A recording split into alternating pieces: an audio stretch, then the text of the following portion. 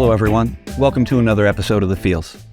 My sponsor this week is Elevate Cannabis. No one knows the art, science, and craft of cannabis like Elevate.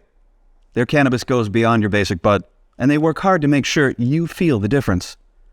Elevate's products are grown and manufactured in a state-of-the-art facility. That means they can provide consistent results across the board, week after week. And with processes perfected by their team of experts, Elevate produces only the cleanest, highest quality products. Why does Elevate prioritize high yield over high quality? Because that's how you achieve excellence, and they won't settle for anything less. Elevate yourself. We have a very special episode this week. I'm a New England transplant. Don't really know the Lou as much as I would like to. To help me do that, I've enlisted the help of the Therapeutics. 3 members, Richard Washington, Bobby Williams Jr., and Uncle Lou. All street poets who know and love and write about this city far better than I ever could. Our guest host is a fellow member of the Therapeutics, Miss Lee. Lethal, my co-worker and friend at Field State Dispensary. Lee, take it away. What's up, bro? What's happening? What's up? What's going on? Chicken Lou, Uncle Lou, poet, lyricist, rapper, cuisine enthusiast. Trying to do a little bit of it all. Trying to do a little bit. What's up, my man? What's going on? I got my boy Phree here with me today. Post, painter, spoken word artist, slam poet. The resume's relatively long. I feel like I'm forgetting something. Oh no, it's all good. How we feeling? I'm feeling good. How you feeling? Got my homie Just Rich here today, poet and founder of Lyrical Therapy as well as the Therapeutics. I am a fellow therapeutic. Word.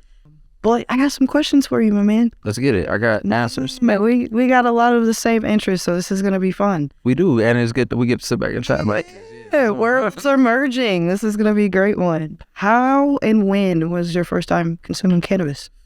I was at a party. It had to be 2000. Wow, that's really old. No, but it was 2010. So I'm a late bloomer when it comes. Okay. So at the time I was 19 years old, and I was like, we were just hanging out, and it was like my homie actually got me into it, and he doesn't even smoke.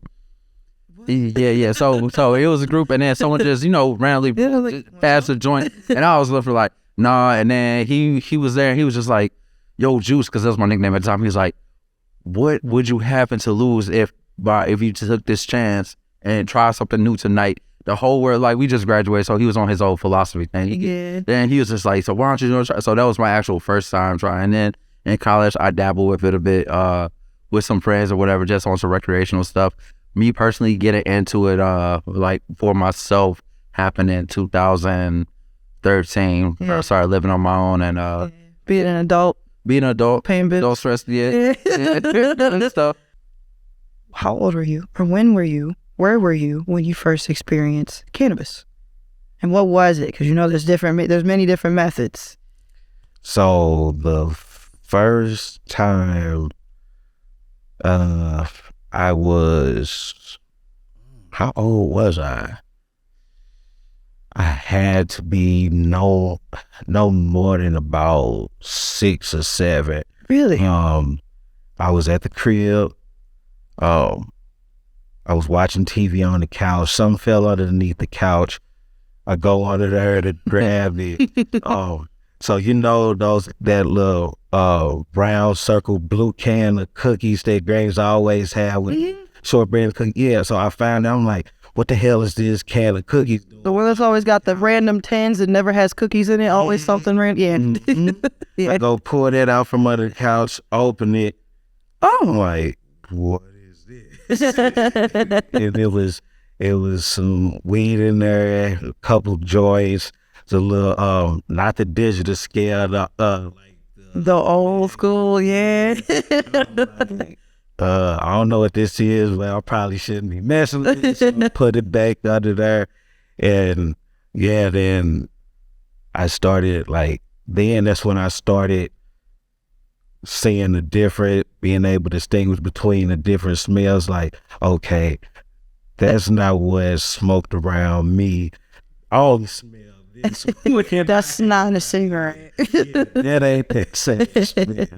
When was the first time you yourself consumed cannabis? About 12. Yeah, that was the same. Middle school. Yeah, middle school. What was that experience like for you? Like, was you with the homies? You was like, what was going on? So the first time I was by myself, I had found one of those joints, went and tried it. Like, I had just went to sleep. And then the next times, like, I was with the homies, mama, if she see this, she gonna kill me, but we were smoking on the school bus. Oh, cool. Man, So yeah, it was like, I feel like every school had that group of kids though. yeah, like on the school bus, headed to school, like getting off the school bus, going walking around the corner smoking. Come back right before first period. Yeah.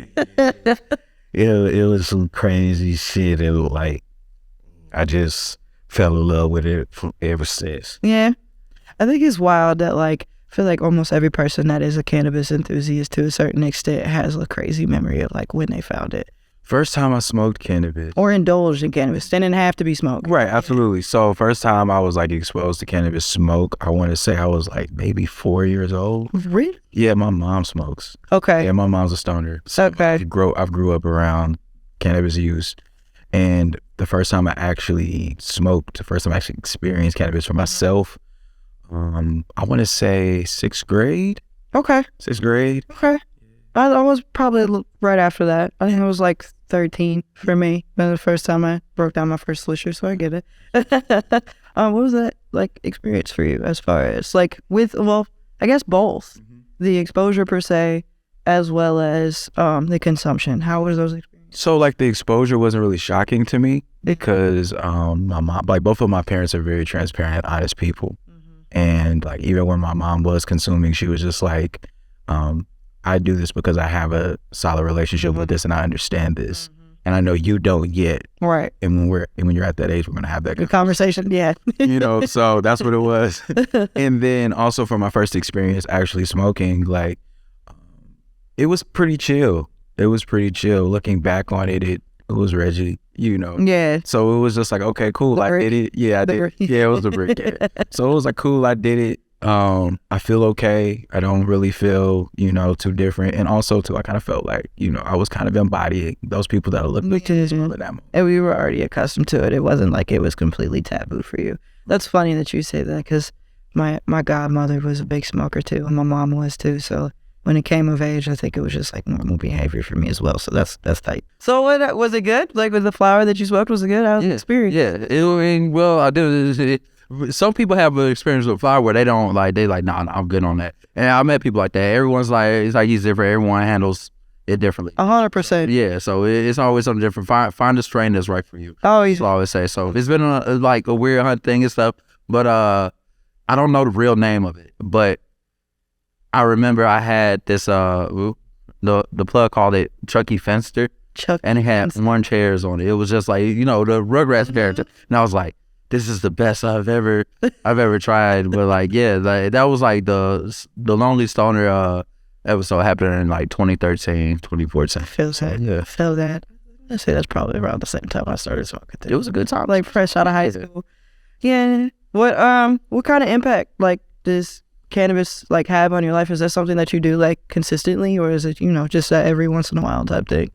I do it consistently. Yeah. Like, yeah, it's like I used to be like over consistent. like too much. Too much back in the day, but now it's just like I'm on to like probably about like 2 or 3 joints a day, depending on the type of day. Yeah. Wake up, do your morning routine. I gotta like walk the dog. So I usually spark up while I walk the dog. But other than that, before I get into like writing haikus, like doing like writing sessions or whatever, like some people work out before. I gotta work out before I smoke. Otherwise, I just got a bunch of smoke in my lungs.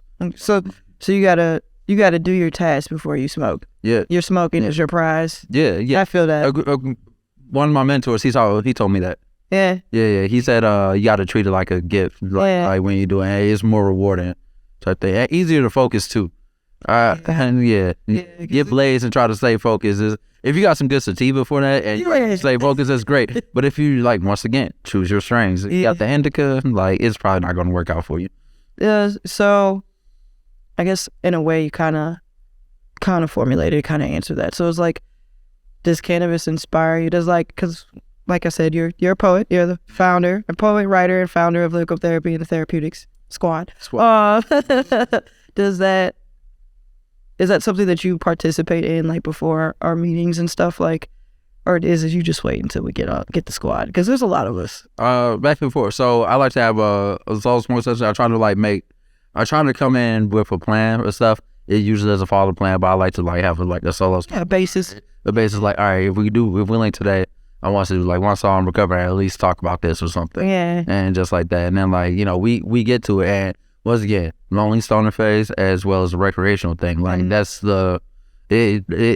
smoking is like the new norm. Like, we're no longer just popping bottles. We're no longer just cracking cans and conversing over stuff. We're rolling up. We're sparking up a conversation, literally. 100%. It's a different vibe. I was like, yo, this is what they were doing in the 70s. So, as you said, fell in love with it since then. So this is something that you participate in or practice like every day. Like, this is a regular habitual behavior. Recreational or medical wise? Like, for both. Like, at first, like, it was more of a recreational thing until, like, I realized, like, later on, like, the medicinal benefits that, like, that it was giving me that I had never even realized or paid attention to. Yeah, like, realized that it would help with the insomnia, with the anxiety, with like if I had a headache or stomach pains, even with allergies and stuff. It was something like I grew up having to take allergy medicine like 3 times a day. And once I started smoking like on a regular, then I noticed like I was forgetting to take it. I'm like, oh shit, I don't need it. Like, smoking is healthy, and like I haven't took that shit since. It's always been smoking. Do you use it recreationally or you use it medically? I use it recreationally. However, for me, it enhances life. You know, like, just like how some people have a glass of wine or a beer, or they'll pair, 2 food items together in order to enjoy their moment and relax. It's the same thing with the joint. Like, whether you listen to live music or I'm painting or writing, it just adds and enhances and amplifies the moment. I wouldn't disagree. Well, with you being a creative, fellow brethren and poet, as far as your cannabis use, is it something that is incorporated with your writing? Like, do you write as you smoke? Or is it treated like a dessert? How does that work out for you? Well, my creative process is very spontaneous. So there will be times where I'll hit a bar in the middle of the day and then I'll write. And then there's moments where I'm just rolling up and then something hits me. And you got to stop. And I got to stop. I got to stop. I got to pull out my phone. Or if I feel like writing, I got to find my pad, or, it just really just kind of depends on the moment. I understand that. Yeah. So it's, I don't know. I just let it flow. I just let it happen. I like that. Do you have a preference on how you consume? My preference is smoking. Like flower? Smoking is my preference because the process of rolling, the process. It's a ritual. It's a ritual, and for me, it's cathartic. Yeah, it's a form of it's a form of meditation for sure. Absolutely, yeah. For sure. So I am gonna put you on the spot, bro, because you are our squad father of the Therapeutics. If you could drop a Canna-Freestyle for me right now, how would it go? How would it go, bro? Because you got the bars. Let's put you on the spot.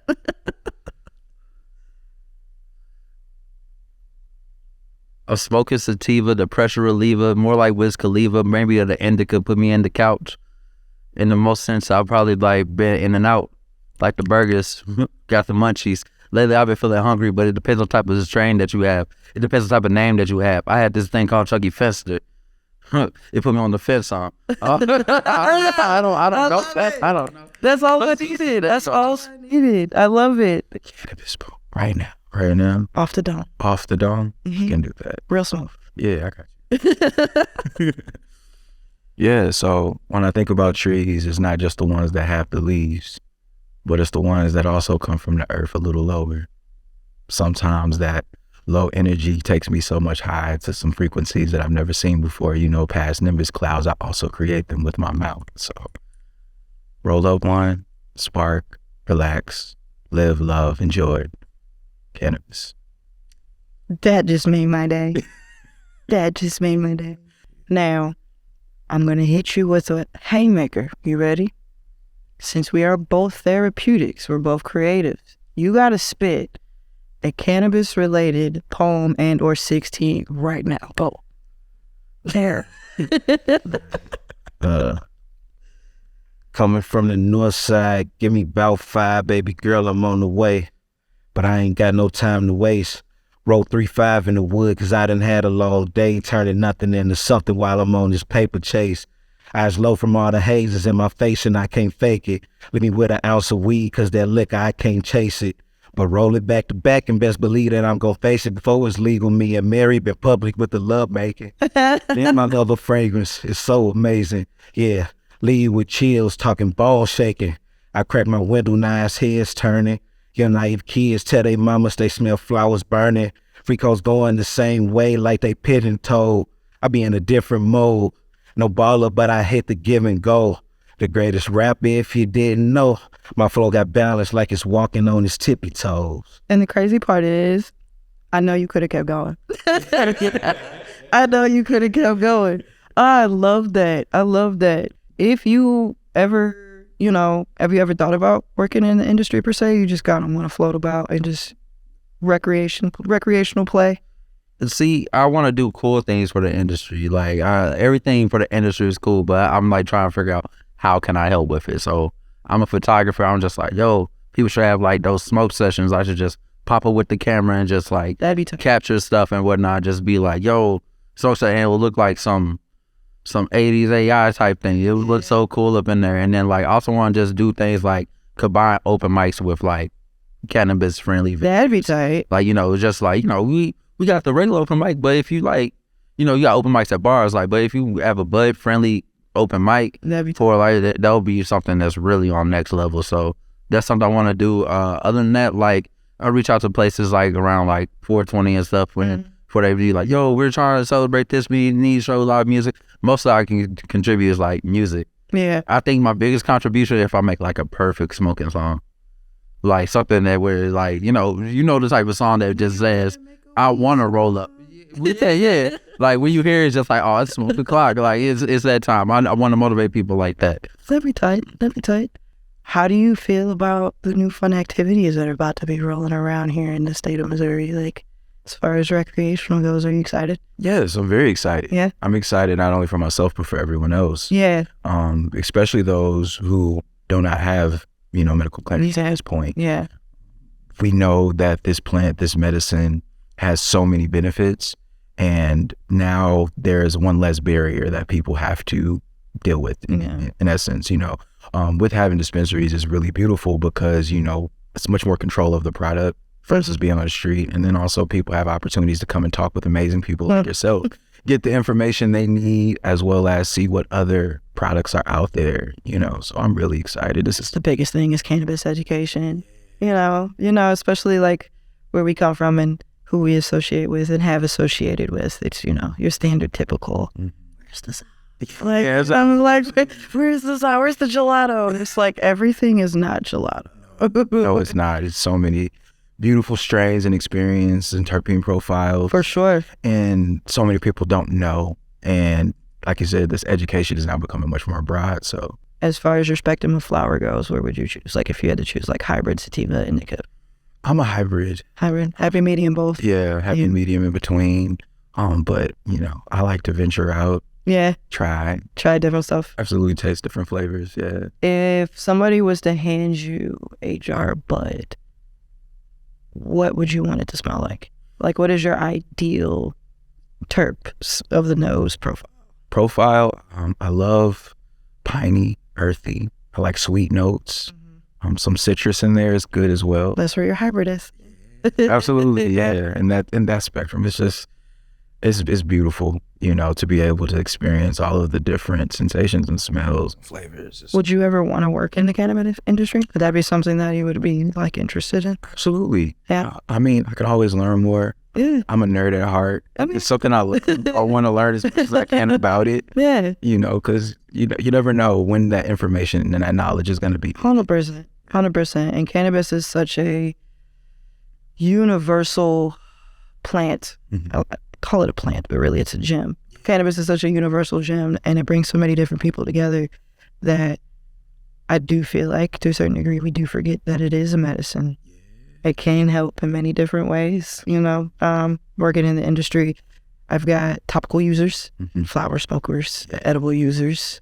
Lord, some of them preferred the drinkables, Yeah. which are a little bit faster. And then cannabis is kind of like, I like to think of it like dog years. 1 year in cannabis in comparison is like another 7, 8. Like the developmental process within cannabis is insane. Wow. But I think cannabis is about to take over the world a little bit. I'm excited.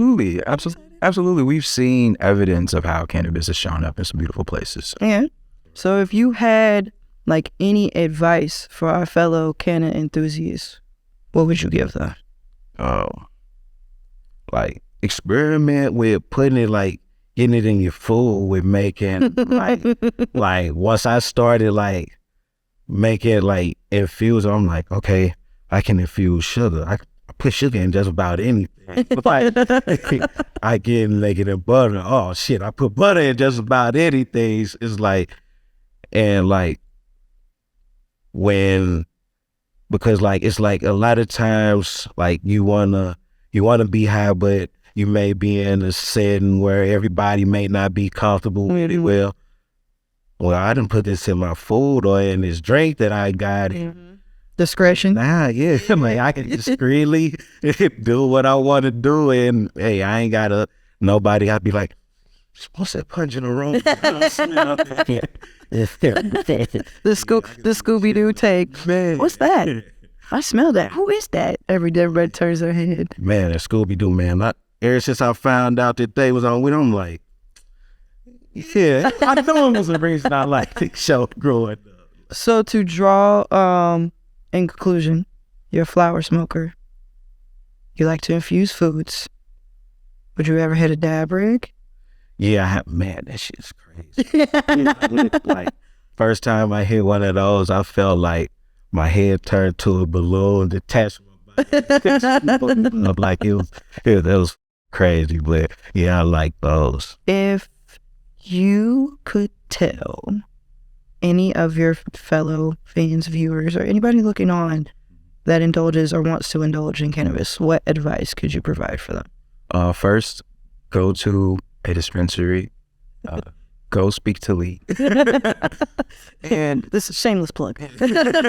well, yes, definitely talk to those who are bud tenders, who are in these spaces that are designed for you to be able to ask the questions, right? I mean, if you at a gas station and somebody's like, yo, I got that Zy, and you ask them, okay, cool, so what exactly is this? They're not going to for the most part, they might not be able to tell you, but definitely go get your education. Also know that there's more than one way to consume, and with those different ways, find what works for you. Like you said, you have topicals, you have drinkables.